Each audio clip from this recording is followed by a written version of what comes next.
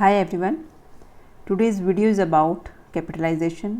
आज की वीडियो में हम कैपिटलाइजेशन पर बात करेंगे, उसके बेसिक कॉन्सेप्ट को जानेंगे और फाइनेंशियल मैनेजमेंट में कुछ बेसिक टर्म्स यूज़ होती हैं जैसे कि share capital, net worth, financial structure, capital structure. इसके बारे में भी हम इस वीडियो में डिस्कस करेंगे। तो चलिए शुरू करते हैं। कैपिटलाइजेशन क्या है? देखिए, एक्चुअल में कैपिटलाइजेशन फाइनेंशियल प्लानिंग में बार बार यूज़ होता है। ये बड़ा ही इंपॉर्टेंट कॉन्स्टिट्यूएंट है हमारी फाइनेंशियल प्लान का। कैपिटलाइजेशन कैपिटल से निकला है, बट इसका मतलब है जितनी कैपिटल बिजनेस में लगी हुई है total, that is capitalisation. Capitalisation की अलग अलग डेफिनेशन दी गई, ब्रॉड सेंस में, नैरो सेंस में, मॉडर्न कॉन्सेप्ट में। तो आज हम इन तीनों सेंसेस को देखते हैं। चलिए शुरू करते हैं। तो देखिए, आपके सामने ब्रॉड इंटरप्रिटेशन है, नैरो इंटरप्रिटेशन है, मॉडर्न कॉन्सेप्ट है। तो सबसे पहले कॉन्सेप्ट ऑफ कैपिटलाइजेशन में ब्रॉड इंटरप्रिटेशन देखते हैं।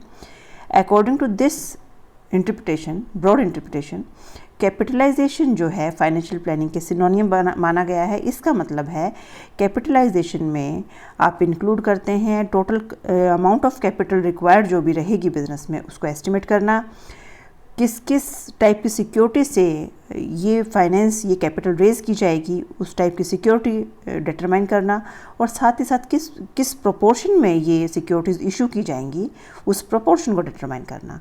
तो ब्रॉड सेंस में हमने फाइनेंशियल प्लानिंग के सिनोनियम कैपिटलाइजेशन को बना दिया, जिसमें कि कैपिटल कितनी रेज करनी है उसका एस्टिमेट करना, किस टाइप की सिक्योरिटीज़ इशू करनी है और कितने प्रोपोर्शन में सिक्योरिटीज़ इशू करनी है, दैट इज़ कैपिटलाइजेशन। क्लियर है? तो अभी हम ये देखें कि कहीं ना कहीं कैपिटलाइजेशन जो है, ये इस टाइप की जो चीज़ें हैं, ये तो आप कैपिटल स्ट्रक्चर में भी पढ़ते हैं, ठीक है, बट हम कैपिटल स्ट्रक्चर को आगे डिस्कस करेंगे। नाउ हमने ब्रॉड इंटरप्रिटेशन जान ली है। अब नैरो इंटरप्रिटेशन क्या है? नैरो इंटरप्रिटेशन बात करती है कैपिटलाइजेशन को केवल और केवल एक प्रोसेस की फॉर्म में, that is process of determining the quantum of long term fund a firm requires. एक फर्म को कितना लॉन्ग टर्म फंड चाहिए उसको डिटरमाइन करने का प्रोसेस है कैपिटलाइजेशन। यहाँ पर टाइप ऑफ सिक्योरिटी के बारे में बात नहीं की गई, किस प्रोपोर्शन में वो सिक्योरिटीज़ होनी चाहिए उसके बारे में बात नहीं की गई। तो नैरो इंटरप्रिटेशन केवल और केवल एक कॉन्सेप्ट को लेके चल रहा है, ठीक है। ये नैरो इंटरप्रिटेशन में एक चीज़ और है। कैपिटलाइजेशन में हम यहाँ पर जितने भी long term securities company issue करती है उसको टोटल कर लेते हैं, दैट इज़ कैपिटलाइजेशन। अब इसमें शेयर, अलग अलग टाइप के शेयर्स, लॉन्ग टर्म लोन्स और रिजर्व और सरप्लस, ये वो रिजर्व और सरप्लस है जो कि बांटे नहीं जाते हैं। Surpluses which are not meant for distribution, उसको इसमें इंक्लूड कर लिया जाता है। तो capitalisation is the sum total of all long term securities issued by a company and the surplus is not meant for distribution. तो यहाँ पर नैरो इंटरप्रिटेशन आपको क्लियर हो गया। यहाँ पर हमने केवल लॉन्ग टर्म सिक्योरिटीज़ जितनी जो हम इशू कर रहे हैं, दैट इज़ कैपिटलाइजेशन। अब मॉडर्न कॉन्सेप्ट क्या है?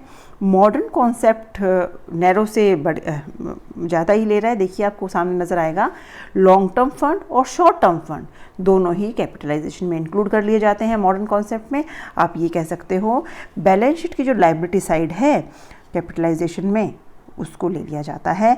तो modern concept share capital, reserve surpluses, long term loans और शॉर्ट टर्म लोन सबको कंसिडर करते हुए कैपिटलाइजेशन को मानता है। क्लियर है? तो कैपिटलाइजेशन का कॉन्सेप्ट आपको क्लियर हो गया है। कैपिटलाइजेशन एक्चुअल में क्या है, ठीक है। तो ये तीन कॉन्सेप्ट से आपको डेफिनेशन अगर कोई आती है तो आप डेफिनेशन दे सकते हैं कैपिटलाइजेशन की। Now come to the basic terms जो कि फाइनेंशियल मैनेजमेंट में हम यूज़ करते हैं। सबसे पहले चीज़ कैपिटलाइजेशन, जो हमने अभी अभी पढ़ी। What is it mean? जो अमाउंट ऑफ कैपिटल बिजनेस में इन्वेस्ट रहती है, दैट इज़ कैपिटलाइजेशन, जिसमें कि शेयर कैपिटल, इक्विटी हो, प्रेफरेंस हो, लॉन्ग टर्म डेट, चाहे वो बैंक से लोन लिया गया हो, चाहे वो डिबेंचर्स के थ्रू हमें मिला हो, रिजर्व एंड सरप्लसेस, ये रिटेन्ड अर्निंग हो सकते हैं, ये वो सरप्लसेस होते हैं जो कि डिस्ट्रीब्यूट नहीं किए गए हैं, जो कि डिस्ट्रीब्यूशन के लिए नहीं बने हैं, ठीक है। कैपिटलाइजेशन का यहाँ पे कॉन्सेप्ट क्लियर हो गया आपको। नाउ अब एक चीज़ यहाँ पर ध्यान देने वाली बात ये है, कैपिटलाइजेशन जो टर्म है वो केवल कंपनीज के रिलेशन में यूज़ होती है। इस टर्म को हम पार्टनरशिप फर्म में या सोल प्रोप्राइटरशिप में यूज़ नहीं करते हैं, ठीक है। Now come to the capital. What is it? Capital और नेटवर्थ। कैपिटल को नेटवर्थ भी बोला जाता है। ये क्या है? ये एक्चुअल में टोटल वेल्थ है बिजनेस की, जो कि कैसे प्राप्त हुई है? सभी लॉन्ग टर्म और शॉर्ट टर्म लाइबिलिटीज़ को अगर हम टोटल एसेट्स में से हटा दें तो आपके पास जो चीज़ बचती है दैट इज़ कैपिटल। एक्चुअल में ये है कैपिटलाइजेशन, ठीक है ना। तो यहाँ पर कैपिटल में ध्यान दीजिए आप, टोटल एसेट में से जब हमने लॉन्ग टर्म और शॉर्ट टर्म लाइबिलिटीज़ को हटा दिया that is capital, that is net worth. अब यहाँ पर एक बात और समझनी ज़रूरी है जो कि अगले पॉइंट में मैंने लिखा हुआ है, शेयर कैपिटल। कैपिटल और शेयर कैपिटल में डिफरेंस होता है। शेयर कैपिटल तो पेड अप वैल्यू है शेयर्स की जो कंपनी इशू कर रही है उसकी, लेकिन जो कैपिटल है उसमें रिजर्व भी इंक्लूडेड हैं, ठीक है। तो शेयर कैपिटल में कोई रिजर्व इंक्लूड नहीं होता। Share capital is the paid up value of shares issued by a company. But जो कैपिटल और नेट वर्थ है ये शेयर कैपिटल से बिल्कुल अलग है। इसमें शेयर कैपिटल तो इंक्लूड होती ही होती है। लॉन्ग टर्म इसमें जो आपके लॉन्ग टर्म फंड है वो रहते ही रहते हैं, साथ ही साथ रिजर्व भी इसमें इंक्लूडेड रहते हैं। क्लियर हो गया, ये 3 टर्म क्लियर है। Now come to the capital structure. What is it? Capital structure actual में प्रोपोर्शन है जिस प्रोपोर्शन में फंड्स रेज किए जाएंगे। किस टाइप के फंड्स कहाँ से रेज किए जाएंगे? Long term sources of finance से जो फंड्स रेज किए जाएंगे, that proportion is capital structure.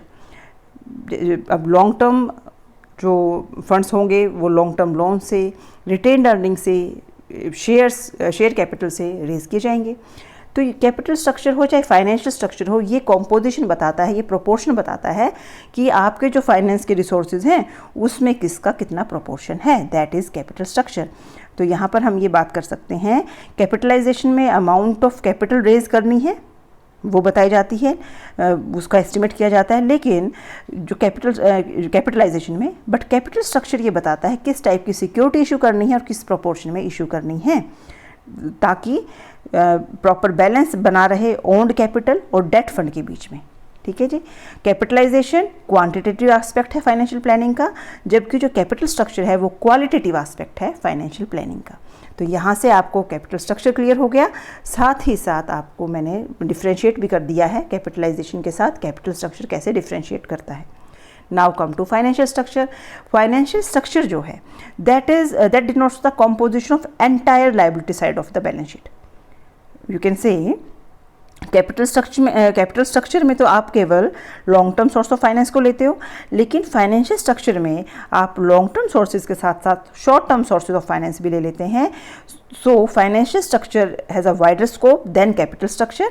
और ये लाइबिलिटी साइड जो बैलेंस शीट की है, जिसमें कि आपकी वही सब चीज़ें आ गई ना, लॉन्ग टर्म फंड जिसमें कि शेयर कैपिटल है, जिसमें कि आपके लॉन्ग टर्म लोन्स हैं वो आ गए, और शॉर्ट टर्म लाइबिलिटी या करंट लाइबिलिटी भी उसमें आ गई, ठीक है जी। नाउ ये मुझे लगता है ये टर्म आपको क्लियर हो गई होंगी। अब इन टर्म को क्लियर करने के लिए एक न्यूमेरिकल कर लेते हैं, समझने की कोशिश करना बच्चे। देखिए एक न्यूमेरिकल आपके सामने है जिसमें कि इक्विटी शेयर कैपिटल है 4,80,000, प्रेफरेंस शेयर कैपिटल है 1,20,000, रिटेन्ड अर्निंग है 5,85,000, capital reserve is 90,000, long term loans and debentures 2,25,000, current liabilities for 1 lakh. तो अगर मेरे को इसी क्वेश्चन से शेयर कैपिटल निकालनी है तो मैं केवल इक्विटी शेयर कैपिटल और प्रेफरेंस शेयर कैपिटल को ऐड कर दूंगी तो मेरे पास शेयर कैपिटल आ जाएगी। अब कैपिटलाइजेशन, अगर इसी से हमें कैपिटलाइजेशन को समझना है, देखिए सामने सॉल्यूशन में भी डेफिनेशन दे रखी है, जितने long term sources of finance हैं उसको टोटल कर दीजिए, दैट इज़ कैपिटलाइजेशन, जिसमें कि equity share capital, preference share capital, retained earning, capital reserve और लॉन्ग टर्म लोन आ गए। क्लियर है? नाउ कैपिटल स्ट्रक्चर पर आते हैं। कैपिटल स्ट्रक्चर क्या है? प्रोपोर्शन है तो यही चीज़ जो कैपिटलाइजेशन में जो फंड रिसोर्सेज यूज़ हुए हैं वो किस प्रोपोर्शन में यूज़ हुए हैं, दैट इज़ कैपिटल स्ट्रक्चर। तो यहाँ पर जब हमने टोटल 15 लाख का कैपिटलाइजेशन में देखा तो इक्विटी शेयर कैपिटल 4,80,000 की है, जो कि 15 लाख का कितना परसेंट है, 4,80,000, 15 लाख का कितना परसेंटेज है, किस प्रोपोर्शन में है, उसको आपने निकाल दिया डिवाइड करके।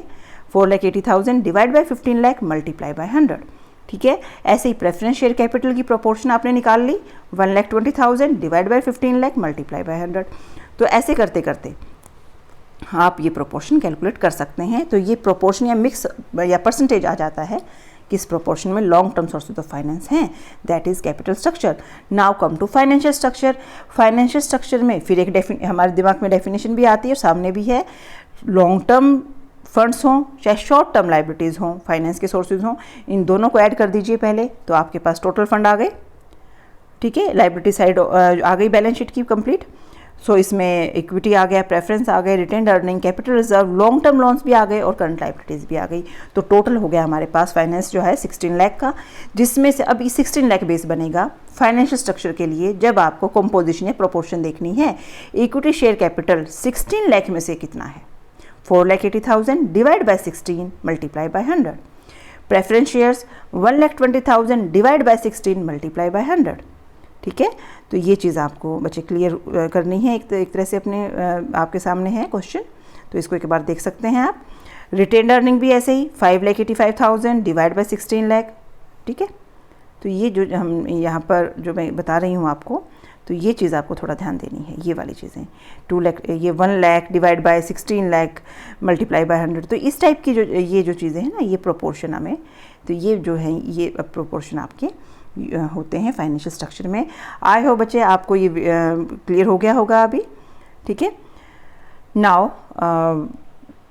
इस वीडियो को देखने के बाद, सुनने के बाद आपको कुछ तो कैपिटलाइजेशन समझ में आ गया होगा। नेक्स्ट लेक्चर हम कैपिटलाइजेशन क्या है, अंडर कैपिटलाइजेशन, ओवर कैपिटलाइजेशन पर करेंगे। So thank you very much for watching this video. मिलते हैं नेक्स्ट वीडियो में। Okay, till then bye bye.